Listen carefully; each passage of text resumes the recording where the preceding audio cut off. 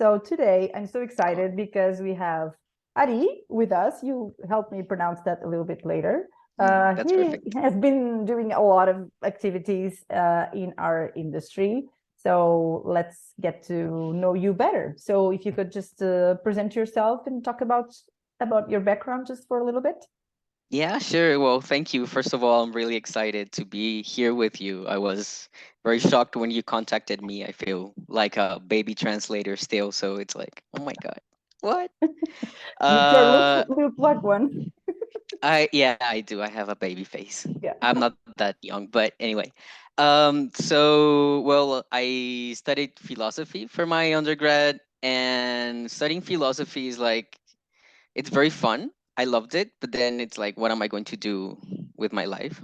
What am I Mhm. going to work on?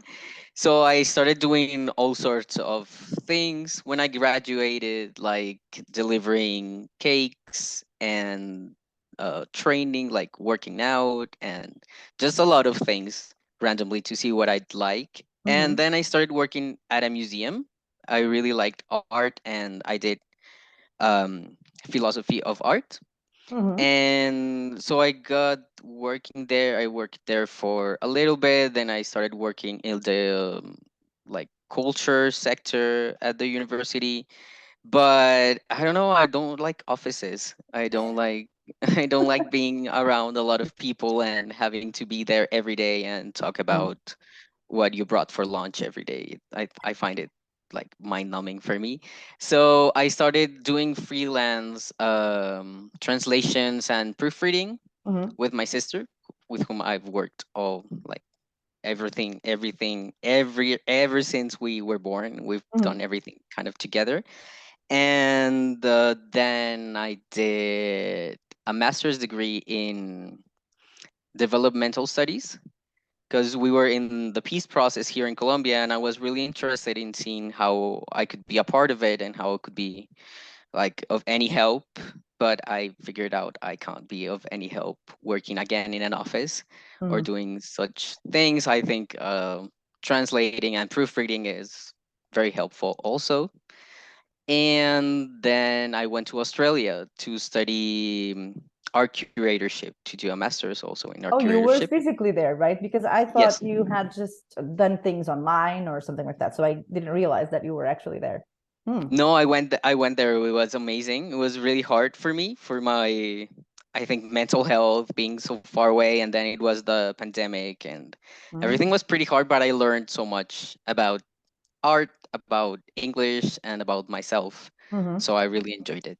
But then came back and really just decided I wanted to do translation Hmm. and But how did you proofreading. come up with this idea of going to Australia? Because It that's the was most. really random. It's really random, right? It's like the other side of the world. You're like, I'm as not long as sure. it's not an office, I'm gonna go. Yes, yeah, kind of. Well, I think I had a friend who was going there, and it's easy to work and study. Hmm. So that was kind of it because I wanted to, yeah, be able to maintain myself as I didn't have a scholarship. Hmm. And yeah, I don't know, just random decisions. I don't usually make random decisions, but I can say after 5 years that that one was pretty random. Yeah. So your sister But didn't go this time.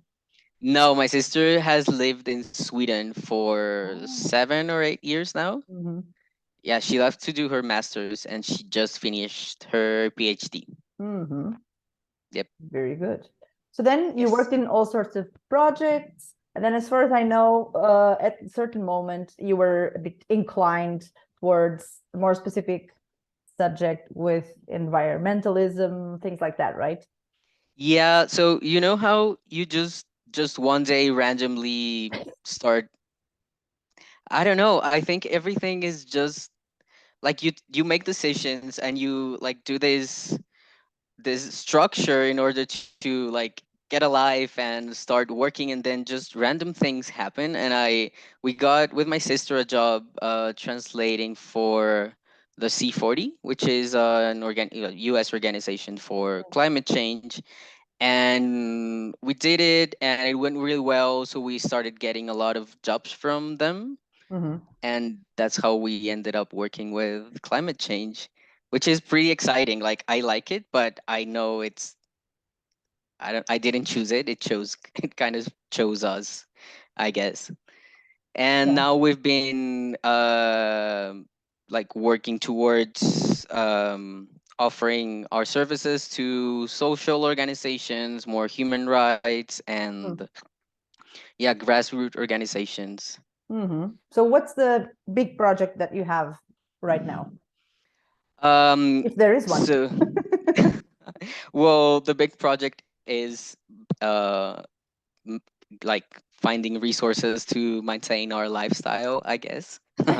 So, my sister is really good at. My sister's name is Juanita, so I'm going to Mhm. start saying her name. So Juanita is really good at looking for jobs. She loves LinkedIn. Like she is like 99% the author of my LinkedIn, and So it's she's all not true. no, it's all true. No, no, I'm like just she kidding. consults. What I mean She is, consult, but yeah, yeah, yeah, yeah. I met you through LinkedIn, of course, and I have been Yes, following your posts and all that, and I have been meeting you in other places too. So I mean, I've been chasing you now for a while, and now I see that your sister was also part of the yes. deal. Oh, she's 100. Like I would not have LinkedIn if I didn't have Juanita, for sure. Because I get super anxious at like just applying for things. Doing my CV is something that just like give me crippling anxiety. Just no, I can't. So she is definitely the author of everything. I owe her everything for sure. She Oh. loves that. She loves applying and she likes translating, but I Mhm. think I like it a lot more. So she does all the public relations and I do the work behind it. Hmm. It's a great team. Works Yeah, perfectly. I'm a bit Yeah. jealous. Yes. I know we have it really good. Yeah, but you're Yes. telling me before we started recording that you had you participated or you were a part of this group of translators, right? Yes. So a year ago I was invited to join a cooperative, a Mm-hmm. translation cooperative called Polyphona. And there are 6 people there right now, Mm-hmm. or 7. Some one is French Canadian, the other one is from United States and El Salvador, Mm-hmm. and the rest of us, there's a French guy, and the rest of us are Colombians. And so they have a lot of work. They do a lot of interpretation, Mm. and they have much more work than they can handle. So they wanted to like redistribute work Mm-hmm. and money, which is pretty amazing. Mm-hmm. So I started learning how to do interpretation, which has been the best thing I've learned like Oh. in my last 10 years for sure.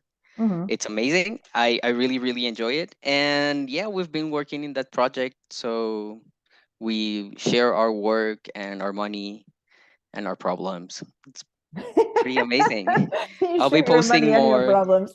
I Yes. love it. I'll be posting. Well, my sister will be posting more on Right. LinkedIn about it for sure. So are the projects more socially inclined in that group? Definitely, definitely more socially inclined. We have like big clients who can pay a lot of money for interpreting and translation. They're all about yeah, social issues like right for working people, like yeah, workers, or a lot about Israel and Palestine, that conflict. That's Mm-hmm. kind of the biggest issues we deal with, and a lot of like Colombian issues. Mm-hmm. And we offer what's how do you say that? Tarifas solidarias. Mm-hmm. So more affordable rates. Yeah, more affordable rates for organizations in the global south and specifically in Colombia or in other countries of the global south. So we're trying to make accessible a service that has been traditionally very expensive Mm-hmm. or that people can like do online, like you can translate on DeepL or on Google Translate, but have a shitty translation. So Mm-hmm. we're trying to offer quality translations for organizations that can't really afford it. And Mm-hmm. because we have really good paying client, like clients that pay really well, we can still like pay for our work ourselves, but offer really good quality translations for organizations that can't afford it. Right. So in those projects or in that context, what kind of clients do you have? I mean, you don't do, for example, conference interpreting. What kind of, is it a more one-to-one kind of thing, or people going to the We doctor, people going to the lawyer? No, it's big usually conference Mm. interpretation or online classes. We have a Mm. lot of online work. Um, the last thing we did was a visit from a Canadian university here in Colombia, and they had meetings with some social organizations here in Bogota. So we went with them, and it was a big group, maybe like 30 people. So you worked on site for that occasion. Yes, yes, yeah, Ooh. that was amazing. It's good to sometimes it's good to see people like Yes, I so know. much internet is weird. Yes. It's much better for someone like me than someone like you, by the looks of it, but still, Yeah. I Yeah, guess you sometimes. also need Just human contact. yes. Just once a month or something like that. Yeah. Oh, yeah, that's enough for you. Yes. And I have another project that has nothing to do with working with language, but which I'm really proud of. So I Let's just talk wanted to about it, of course. it's a gym. You So it's have called your Pony. own gym? Yes, it's called Oh. Pony Club Gym. And the original Pony Club is in Australia, Uh-huh. and it's a gym that's like focused for queer people and people that had fat bodies, Hmm. that have always like those two people have always felt excluded from like the sport arenas and the gyms, because it's horrible to go as a trans person to a gym. It's pretty hard. So yeah, we saved a lot of money and opened it with a friend. It's tiny, but there's a lot of people going, and it's pretty amazing. Like a Uh, family gym, I think. yeah, it's tiny. Like two people can go at the same time, just two Oh, people. wow. So your But sister they're should post some photos for us to see yes, I will what it for sure looks like. send some. So as you Yeah, know, I'm a fan of your work on LinkedIn. And of course, I've noticed your pronouns. So let's talk about the importance of pronouns for someone who identifies with as non-binary, right? That's how you yeah. identify. Okay, yeah, sure. I think that was a big pivot in my translating and like proofreading career, because I'll tell you a little bit of the backstory. Yes, please. So, um, like I am a trans person. Yeah. Hmm. So when I transitioned, I thought, even though like everything told me it wasn't like that, I thought that there was going to be like an ontological change. Like there was something that would definitely be different about me. Like Hmm. something, I don't know, like my DNA was going to change. I don't know what I expected, but I Hmm. felt like something really was going to feel different inside me. And I understood with time that for me, what changed was the way I was going to be addressed in like in my social life, in my like in my intimacy, which I had control over. Like I only had friends who already addressed me as I wanted to be addressed.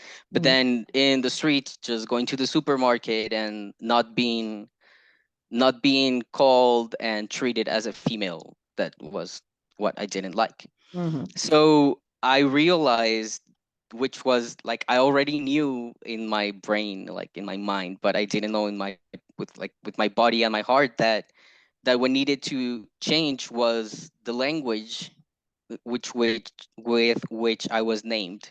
So that moment when I realized that, it was like, we need to have inclusive language, because that's the change that trans people need. Like Hmm.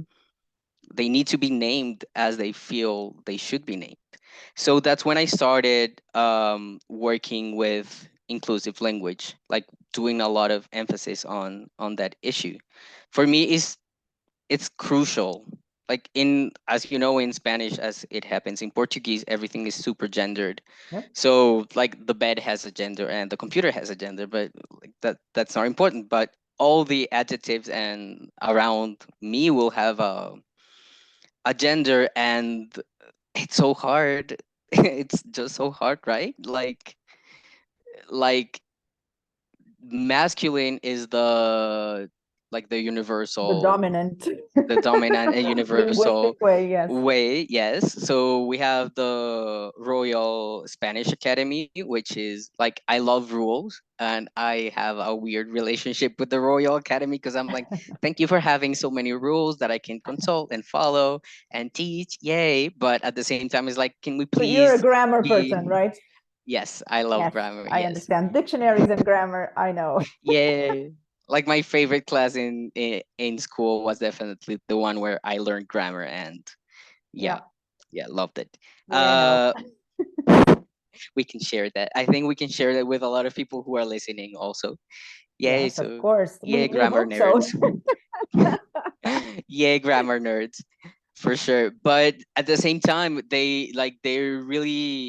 uh they're really trying to stop that language from changing Mm, towards having the e at the end. So like todes or amigues, they're really against it, and I understand, like, it's their job to be square, but mhm. it's also our job to try to modify things underneath. Yeah, so I don't know where I was getting to, but I think it's crucial that we learn how to name people the way they want to be named, because it changes everything. Like, Yes, it but when so you're much so, sorry, so much so that, like, when I wasn't so into my transition, I hadn't taken that this much testosterone that I have a beard now. Yay.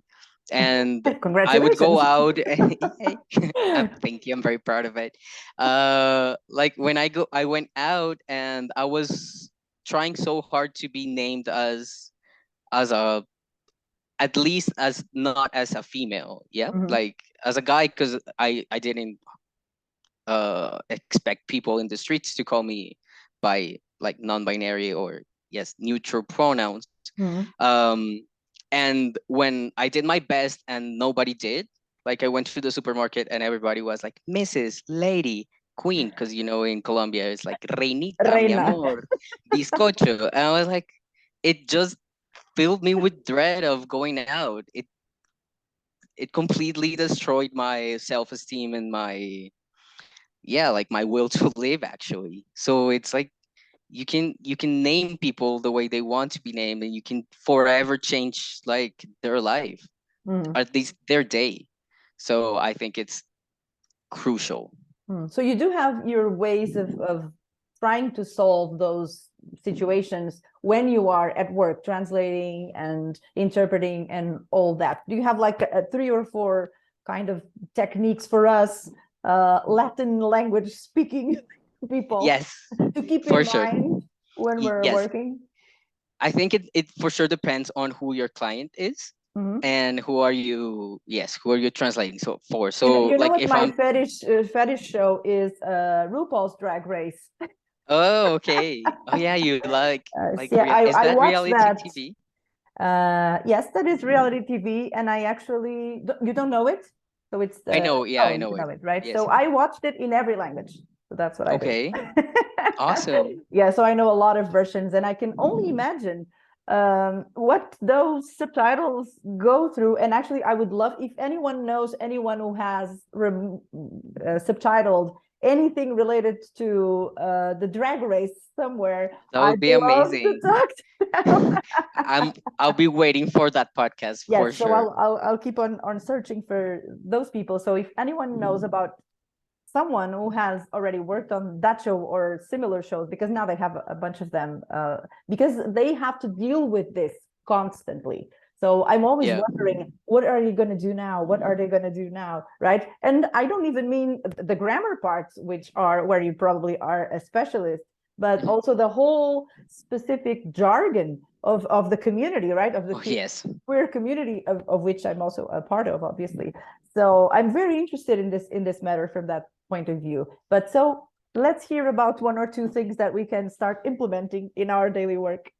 All right. So I think if you're already talking to queer people, so for example, you can, well, if you want, you can look at the Pony Club social media, which is only Instagram. Mhm. I'll So let you. your gym, right? We're talking about your Yes, my gym. gym. Yeah, my gym. We use only neutral, like we're doing everything to be as inclusive as we can. Because it's in So Spanish, right? it's in Spanish, yeah. Mm-hmm. So we use either amigues, for example, which is the E, like not amigas or amigos, but Mm-hmm. amigues. Mm-hmm. It's been used a lot, and because we already have we are already addressing a queer community. Well, like it's perfect for them. Or Mm-hmm. amigues with an X at the end, Mm-hmm. which really works, and I think it looks really cool. But then the text to voice programs won't read it, so it's hard for someone who has an eyesight problem. Mm-hmm. So it's inclusive for some, but then it won't work for, yeah. So we try to use amigues, todes, or we refer to the people that go to the gym as ponies, Oh. because it's called pony club. So we call just like, yeah, just come ponies who are gym or something like that. And ponies, although it's el pony, it's masculine. Yeah. Well, it's just like, yeah, an animal. So I don't think anybody feels like it's not la pony. I don't think it Mm. has a feminine. I'm not sure. I've never heard about it. Yeah, me either. Or le pony. But yeah, I think pony, like, yeah, looking for words that don't refer necessarily, although every word has a gender in these languages, that doesn't like, is not talking about like at the end about genitals of someone, or Mm. and yeah, I think that's one. Looking for example, we don't say la ciudadana, or just in a more formal space. So not Mm. la ciudadana, like the female citizen or the male citizen, but uh, ciudad, la ciudadanía, so Mm-hmm. citizens. Yeah. Yes. Yeah, we're looking for words that don't are not talking about the gender of the people who you're So do you have speaking. like some sort of a, let's call it a bit of a glossary or list that you have, I don't know, prepared, or does that exist, or have you seen it Oh, it somewhere? doesn't. I haven't, but I'll for sure make it. That would be super Yeah. interesting. Yes. Yes, Yeah. that's a great idea. Um, And I always say that we when need to include that, like, you know, you were at an event recently where I was, and I was like, oh yes, I'm going to invite him over to come and talk to me about whatever we want to talk about. And then I was talking about the style guides, right? Because I think that for certain shows or, you know, types of materials, you should already have into consideration some sort of information in those style guides. I know that to begin with, style guides are pretty rare in the industry, or not as frequent as they should be. But I mean, would you be willing to like develop for a client a style guide of this nature? yes, I would. There's actually one from the Chilean government, Mm-hmm. which was very surprising, and it's really good about how to use the E, and like they use it in the public transport Oh, system. Yeah, there, I don't know, it's amazing in Santiago de Chile. That's pretty. why do you think that happened in Santiago specifically? Or Well, I think it was after the like those social upheaval they had in 2020 21, hmm. and they got a very progressive government now. I don't know who, I don't know. Yeah, we don't know the specifics. Some queer person went just Some like, this queer is, person. we're gonna do this, and like probably passed it at midnight when nobody could object, and it's it's amazing. It would never happen here in Colombia. Like, it would never happen. Well, But we yeah, don't I think know. they're, well, maybe in like 50 years. But Maybe that's a all right. queer person will take over the government. Yes, So do you feel maybe. like Colombia is not up to part when it comes to, you know, inclusiveness of all people in all possible, from all possible points of view, like women, transgender people, whomever, even the gay community, or LGBT? plus. Yes. I don't even know. I don't know all the uh, letters.